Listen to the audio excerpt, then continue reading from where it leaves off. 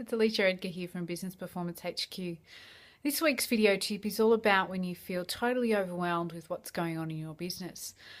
Look, I go through it myself, and I think what can happen is you get overwhelmed with all that you have to do, and then you start just fluffing around. And I think I'm going to give it a new term. I'm going to call it overfluff, because you're overwhelmed and you're fluffing around. I just want to let you know today, you have my permission to just stop. Just stop fluffing around, take the afternoon off, go and play golf, go for a walk, whatever it is you want to do. Read magazines or watch some trashy videos or whatever it is. Just give yourself permission to take the rest of the day off just to get your head clear.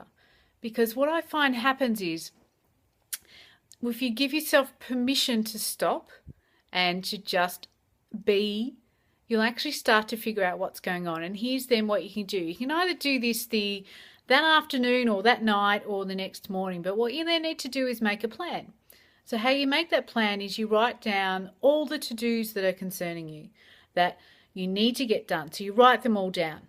But you don't stop there, because then the key to it is, what are the things that are worrying you in your business in the moment? Because that, in my opinion, that's what leads to the overwhelm. There'll be a few things in your business that are really worrying you, and perhaps it's around staff issues or cash flow or not getting jobs out the door or things like that. So it's a resource issue. Whatever are your main issues that you're having in your business at the moment, write those down as well. Now, when you've got those issues written down, I want you to figure out which is the one that is bothering you the most, which is the one that's keeping you awake at night. And take that issue and look at the tasks on your task list that will solve or help ease the burden of that worry. You want to do those tasks first. And that will be your focus for that day. So the day before, you've given yourself permission, just take the afternoon off and just chill. And then the next day, you figure out, get to the real root of the problem of why you're feeling so overwhelmed.